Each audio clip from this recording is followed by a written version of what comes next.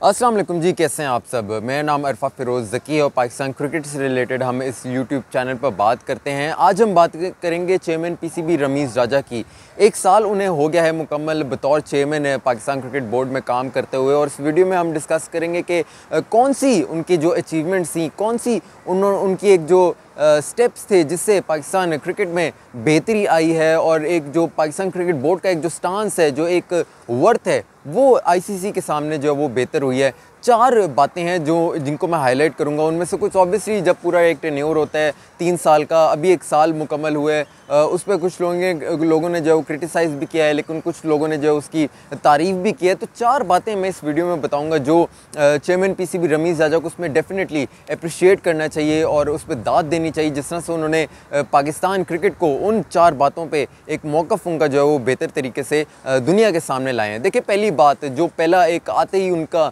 जब चेयरमैनशिप का जब टेन्योर शुरू हुआ, तो आते ही उनके साथ एक न्यूजीलैंड टूर जो पाकिस्तान कर रही थी, उन्होंने कैंसिल आउट कर दिया न्यूजीलैंड ने, और एक बहुत ही बुरा तासुर दुनिया क्रिकेट के सामने पाकिस्तान की जानिब से चला गया कि यार पाकिस्तान में टीम एक तो ना करना टूर वो अलग बात है, लेकिन टीम मौजूद है पाकिस्तान में, उस मुल्क में मौजूद है, और उन्होंने कैंसिल आउट कर दिया टूर। ये बहुत ही बुरा एक तासुर गया था। और ऑब्वियसली जो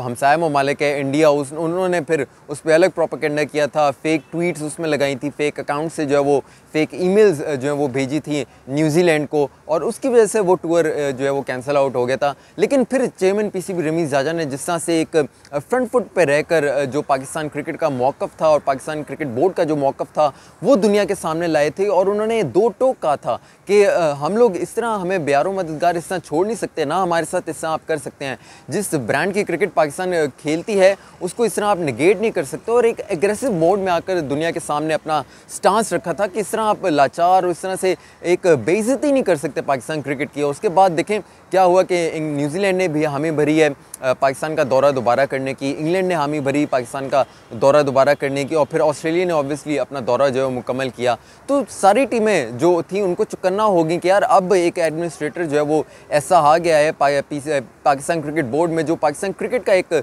2 टोक मौक़िफ़ और फ्रंट फुट पे आकर मौक़िफ़ जो है वो हमारे सामने रखेगा, लड़ेगा हमसे कि अगर हम लोग ज़्यादती नहीं कर सकते पाकिस्तान क्रिकेट के साथ, अगर ज़्यादती करेंगे तो फिर हमें झेलना पड़ेगा उसका। तो ये एक बहुत ही कमाल की बात है चेयरमैन पीसीबी रमीज़ राजा की जानिब से थी कि उन्होंने एक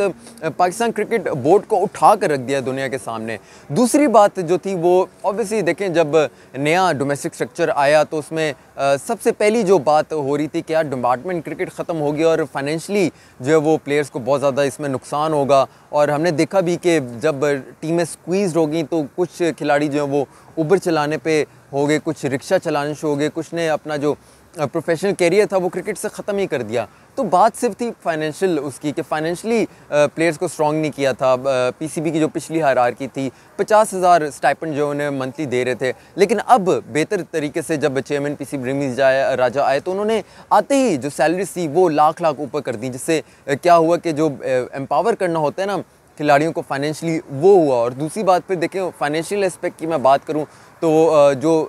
रिटायर्ड क्रिकेटर्स थे उनकी भी पेंशन में इजाफा कर दिया, जिससे मज़ीद जो है वो बेहतरी, जो जाहिर सी बात है रिटायर्ड क्रिकेटर्स एक एसेट्स होते हैं किसी भी क्रिकेट बोर्ड का, तो उनको भी एक अच्छा लगा। तो ये फाइनेंशियल जो प्लेयर्स को एम्पावर करते हैं, तो प्लेयर्स भी जो है वो या आपको कोचिंग बतौर कोच या बतौर एम्पायर या प्रोफेशनल क्रिकेट में भी बेहतर तरीके से खेलते हैं, क्योंकि जब ये एक तरह से मोटिवेशन होती है जो चेयरमैन पीसीबी रमीज़ राजा ने जो वो दी थी। फिर उसके बाद देखें बात आ रही थी कि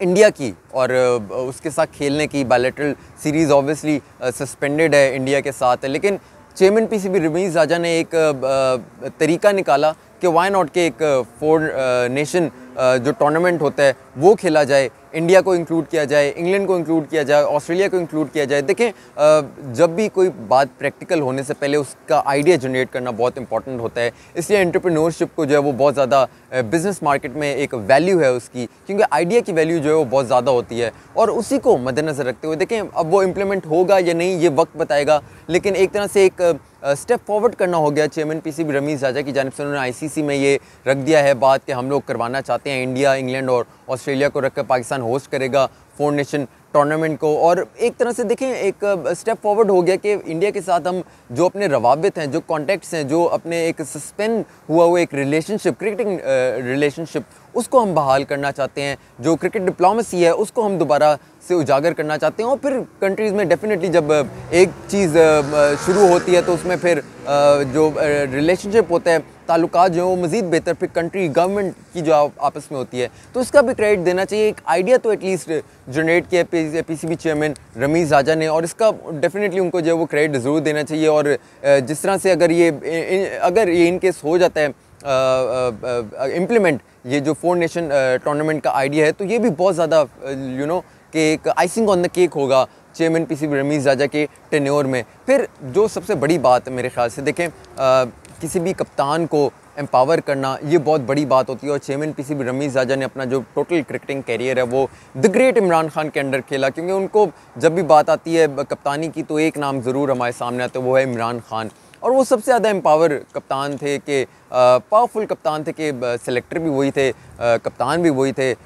जो टैलेंट हंट करते थे वो भी वही थे। तो उसी चीज़ को उतना बिल्कुल ही हार्शली नहीं, उसी तरह ही इम्प्लीमेंट नहीं किया, लेकिन बाबर आजम को जो है उन्होंने एम्पावर कर दिया है, डिसीजन लेने का उन्हें हक दे दिया। और ये हमें बॉडी लैंग्वेज में नज़र भी आता है बाबर आजम की, जिस तरह से वो सिलेक्शन में अपनी से देते हैं, जिस तरह से वो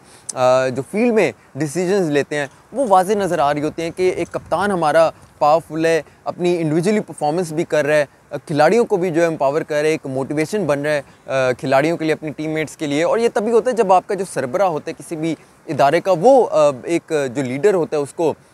एम्पावर करता है, उसको कहता है कि यार आप जैसे चाहेंगे वैसा होगा, क्योंकि कप्तान ने ही आखिरकार जो है वो टीम खिलानी होती है। उसकी सिलेक्शन में जो है वो से बहुत ज़्यादा इंपॉर्टेंट होती है, और वो कौन से खिलाड़ियों को चाहता है कि